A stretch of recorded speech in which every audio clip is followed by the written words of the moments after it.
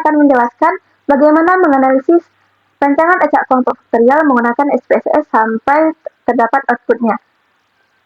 Sebelumnya perlu kita ketahui bahwa rancangan acak kelompok faktorial ini digunakan untuk meneliti dua atau lebih faktor sekaligus, termasuk interaksi antar faktor pada kondisi lingkungan yang tidak homogen, sehingga perlu pengelompokan atau blok untuk mengurangi pengaruh variasi lingkungan.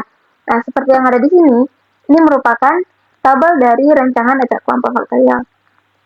Di sini merupakan tabel hasil 3 varietas padi yang dicobakan pada 5 taraf nitrogen. Nah, di sebelahnya ada tabel yang nilainya sudah ditransposisikan untuk memudahkan kita mengcopy tabel ini ke SPSS. Nah, langkah yang pertama, kita copy data pada tabel ini dengan cara klik kanan, kemudian salin. Selanjutnya kita buka SPSS. Nah, di SPSS ini ada dua bagian. Yang pertama data view dan variable view. Untuk data yang barusan kita salin, kita pindahkan ke data view.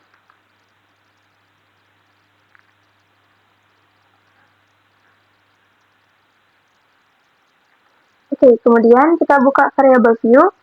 Di nama ini kita ubah. Yang pertama, kita ubah menjadi perlakuan V. Yang kedua ini kita ubah menjadi perlakuan N. Yang ketiga, kita ubah menjadi kelompok. Nama ini sesuai dengan tabel pada data view kita tadi. Dan ini merupakan hasil gabah. Oke, teman-teman bisa mengubah desimalnya ini menjadi 0 desimal, dan saja untuk hasil bisa ditetapkan menjadi 2 desimal. Oke, kita ubah labelnya. Untuk label perlakuan V, kita ganti menjadi varietas padi. Kemudian untuk perlakuan N, kita ganti menjadi taraf nitrogen.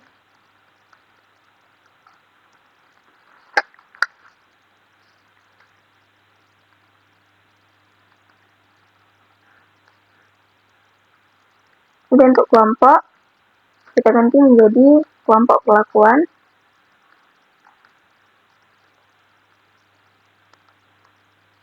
Dan hasil gabah, kita ubah menjadi hasil gabah dan per H.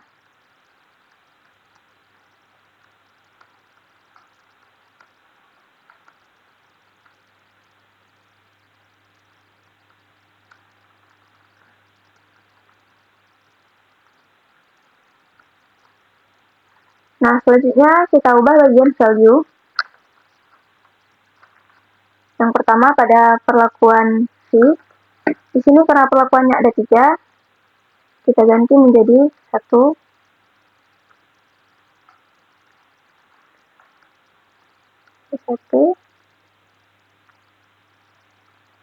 Sama dengan varietas padi 1.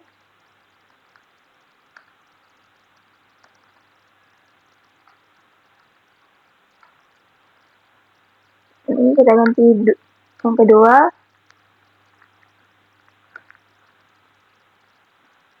V2, varietas padi 2.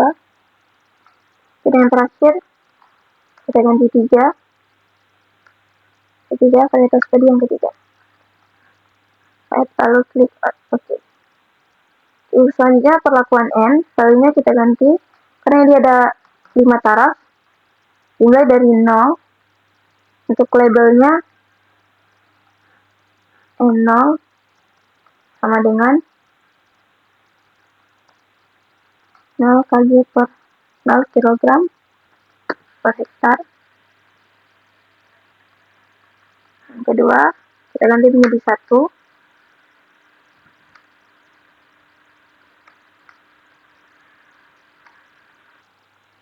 Kemudian yang ketiga,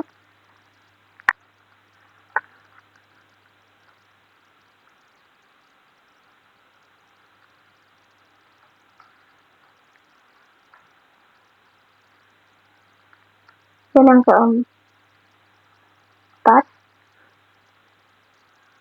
ini kita ganti yang kedua.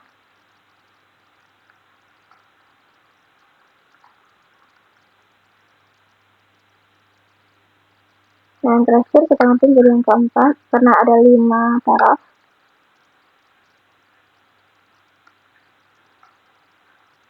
Kemudian kita klik OK. Untuk kelompok, karena ini merupakan kelompok perlakuan, tadi ada di tabel ada 4 perlakuan, maka kita ganti 1, kelompok 1,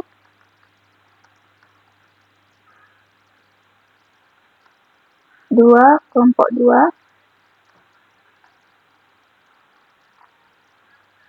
3, kelompok 3,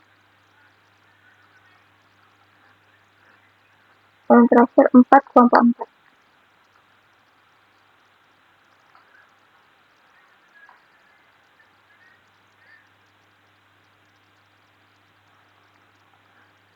Oke, selanjutnya kita akan melakukan analisis pada rancangan acak kelompok faktorial ini.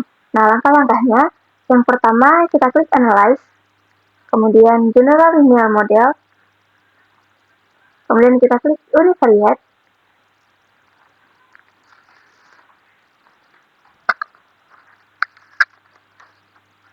oke, di sini untuk hasil kita pindahkan ke Dependent Variable, kelompok perlakuan kita pindahkan ke Fixed Factor, taraf nitrogen dan varietas value juga kita pindahkan ke Fixed Factor. Kemudian kita klik Model, kita full factorial kita ubah ke custom, kemudian kita ganti menjadi main effect, kita pindahkan semua. Oke, karena ini merupakan rancangan acak kelompok faktorial, maka kita membutuhkan interaksi antara perlakuan N dan perlakuan V. Caranya kita ganti menjadi interaction.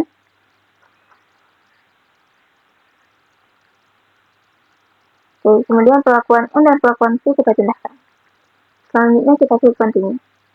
Oke, kemudian kita klik di post hoc, kita pindahkan semuanya. Oke, di bagian Equal Variance Assessment ini, kita checklist di LSD, Ritchie dan Duncan, kemudian klik continue. Nah, yang terakhir kita klik option. Nah, kita di sini hanya kita pindahkan overall saja. Di display checklist bagian descriptive statistik dan homogeneity test, kemudian klik continue. Nah, teman-teman, untuk mendapatkan output dari rancangan acak kelompok faktorial ini, kita klik OK.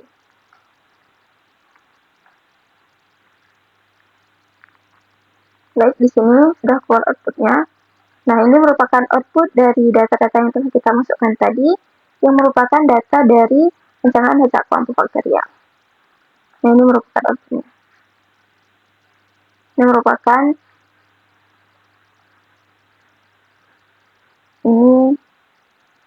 ini merupakan tabel sidik ragam dari rancangan acak kelompok faktorial ini.